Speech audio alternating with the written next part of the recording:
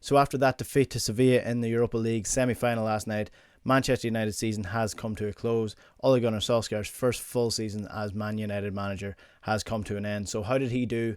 Where do United need to go from here, and where can they improve on results from this season? Firstly, if you like this video, hit the subscribe button below. I'll be doing lots more videos now coming into the start of the new season and across the season as a whole. So we'll start with the league form. Man United finished third in the Premier League, and that is probably the best that they could have hoped for. They finished with 18 wins, 12 draws and 8 defeats. So where do they go from here? The likelihood is they want to turn that draws into wins, because they finished with 8 less wins than Man City in second spot, and obviously they're way behind Liverpool in terms of wins in the league, because it was a phenomenal season for Jurgen Klopp's side when they won the league. But I suppose if you're looking at the season as a whole, the start of the season and the end of the season are two different sort of parts to the Manchester United journey this year, if you want to look at it in that way.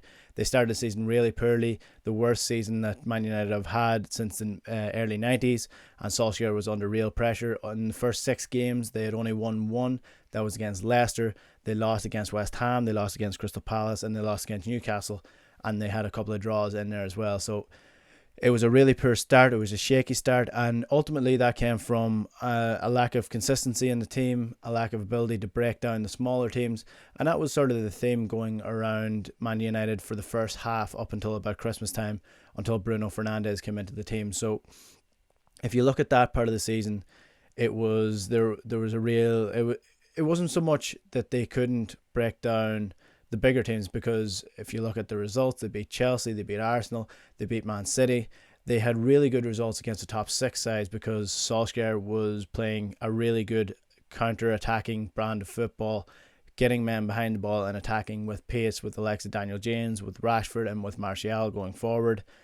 But when it came to teams like Crystal Palace, like Newcastle and like Southampton, who put men behind the ball and really got in the faces of the United team, they couldn't break them down, and they didn't score enough goals. And if you look at the goals scored this season, United are way behind Man City, they're way behind Liverpool, and they're behind Chelsea as well. So that is where United were lacking. Bruno Fernandes obviously came in and transformed the team in the second half of the season, and he's probably the reason Ole Gunnar Solskjaer still has his job at this point, and he's probably the reason that they got Champions League football for next year, because he was phenomenal. He brought a different edge to the team. He brought a key figure in the midfield that could link the midfield to the defence, to the forward line. And you look at the likes of Greenwood's goal tally in the second half, Rashford's goal tally in the second half, and Martial's goal tally especially. He scored the most goals for Man United this season, and his tally went way up in the second part of the season when Bruno Fernandes was there to actually provide those goals, provide the assists, and provide that link between defence and attack, because that's what United were lacking this season. In terms of the cup form, obviously it's really disappointing for United to finish in the semi-final in all the leagues, or all of the cups. So you have the League Cup, they lost to Man City in the semi-final. The FA Cup, they lost to Chelsea in the semi-final, and they lost to Sevilla last night in the Europa League semi-final. So let's touch on the Sevilla game last night. United were clearly the best side in the game overall, but again, lack of taking their chances in the first and second half, especially that 10-minute period where they were all over Sevilla in the second half. They just couldn't finish their dinner, and that's something that they're going to need to improve on going forward, because you see there's headlines in BBC website this morning and other websites across England that the United side might be nearly men, as they call them. But it's not really fair on this forward line. Greenwood's 18, Martial's 23, and Rashford 21. So I suppose that's where the key that's a key figure to look at for Man United at the minute, because they are still a really young side, and Solskjaer has benefited from bringing youth players forward into this team.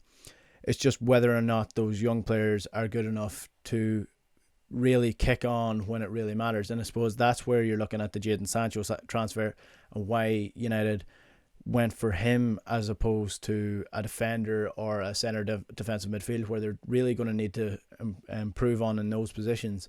They went for the likes of Sancho, who's a superstar up front. The reason they're going for him is, and it's still not confirmed that transfer is over. I know Dortmund are saying that they're not going to sell him, but if the price is right, the price is right. They might sell him still to Man United. So why are they going for him? They're going for him because He's a ready-made superstar, and like Bruno Fernandes, he will come into that team and demand a level of consistency, demand a level of performance from all of his players that you might not get from the likes of Greenwood so far. And I suppose Mason Greenwood looks to be the best talent United have had since Rashford. He looks like the most natural finisher since Robin Van Persie was in the team, and he's just so clinical and really brilliant when it comes to in the box, getting those shots away early and wrong footing the defenders, because obviously nobody really knows what foot he's going to shoot with. But he's 18, so you shouldn't really be relying on an 18-year-old to kick you on to win a Premier League title or to win the Europa League or to win these cups. You really need to leave that pressure for the superstars that have already developed at the highest levels of European football, like Sancho has. And I suppose that's what you want the likes of Rashford and Martial to kick on to now. It's getting to the stage now where they're not youngsters anymore. Next season, they have to perform more consistently.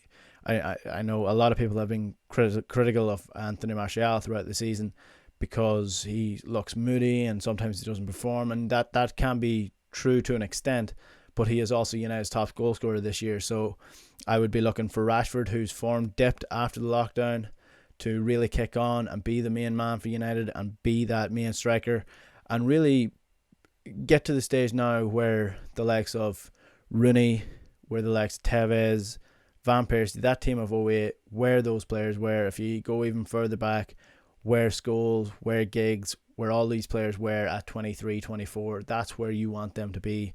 You don't want them to be acting like youngsters anymore. That's not what they are.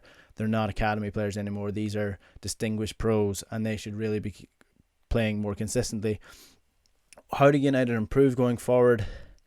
That is sort of an unanswerable question, but you need to see what they're going to buy in the transfer market. Firstly, I do think they need to bring in another defensive player, be that a centre back or a left back, because the likes of Luke Shaw, when he's out injured, it doesn't look like Brandon Williams is quite good enough. He is a very talented youngster, but is he good enough to play at this highest standard yet? We don't know that.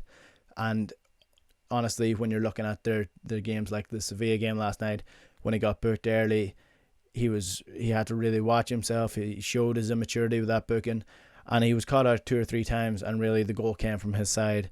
So you need a stronger left back, but really centre back is where the issue is, because I don't think Victor Lindelof is good enough. I know if you look at United's defensive record this year, it's actually quite good, but the likes of Lindelof, for me, Maguire was brought in for big money. He has made mistakes, but if you're bringing in him for big money, then he's going to be your main man. You need someone beside him that you can trust, and I just don't think Victor Lindelof is there.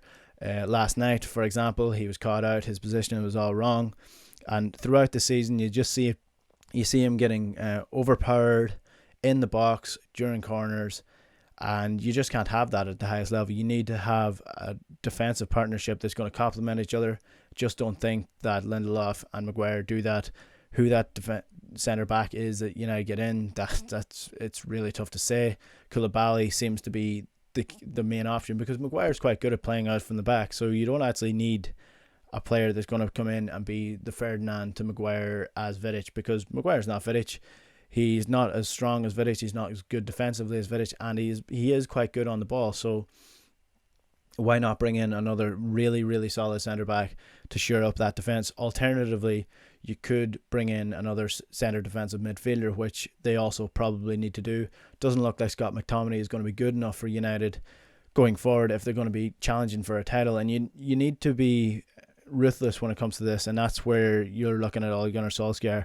Does he have the bottle to manage United at the highest level, to be ruthless with these youngsters? If Scott McTominay's not good enough, then he's not good enough to be in the side. If he's not going to lead you to a title, then he shouldn't be in the side. And if they can find a centre defensive midfielder that can come in and do the job that a centre half that you might not need to bring in a centre half then, because he's giving you extra cover. I suppose the main option that United could go for is Wilfred Ndidi from Leicester. He's going to be tough to pry out of their hands, because obviously they want Champions League football as well. But he's 24. He's a centre defensive midfielder that gets around the pitch. He's good on the ball. When he gets the ball, he can make things happen. So that's probably where I would be looking for United to improve on, a centre back or a centre defensive midfielder that's going to take away the need for another centre back because he's providing the cover. Nemanja Matic is quite good. He doesn't have the legs for the full season though, so they need a replacement for him if he's going to be the main starter for Solskjaer. And the fact that he wasn't starting for Solskjaer during the start of the season and he worked his way in shows you that he does want to be there. He wants to be starting for this side, so that is a good bonus for United.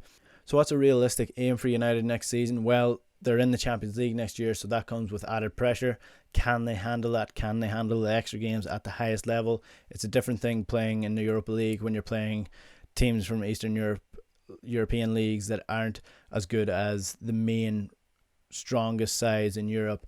If you're playing them on a weekday basis and then have to perform at the weekend, United need a deeper squad first of all, so they need to bring in some transfers.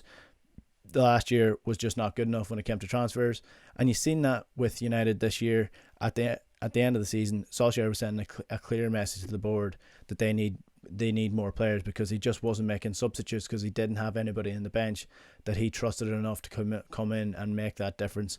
So that's where they need to improve on squad depth. First of all, they don't have enough depth going forward for the likes of Greenwood. If he gets injured, Daniel James is the only one to come off the bench. If Rashford or Martial gets injured, you only have a Gallo on the bench, and you're looking then further down to Jesse Lingard and Mata, who just aren't good enough for this level anymore. So they need to improve on that. They need to improve, but mainly where they need to improve is being more ruthless up front, taking those chances, beating the smaller sides, and then concentrating on the top six then, because they got their game plan spot on against the top six this year, but against the weaker sides, that's where they drop down.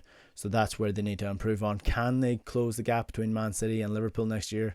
It doesn't look likely at this stage in time, just because they haven't changed anything in the season. They haven't made any transfers yet.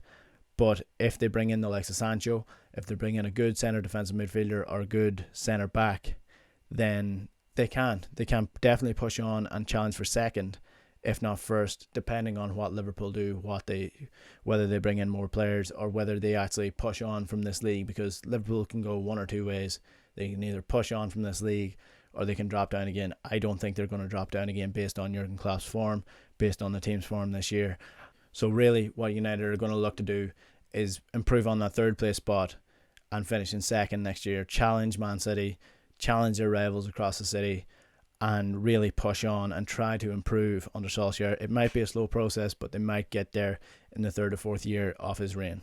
So that was Man United's season in the Premier League and in the Cups as well. How do you think they got on? Where do you think they need to improve? Let me know in the comments below and subscribe to the channel. I will be doing a season wrap for a couple of other teams in the Premier League this season as well, so stay tuned for those.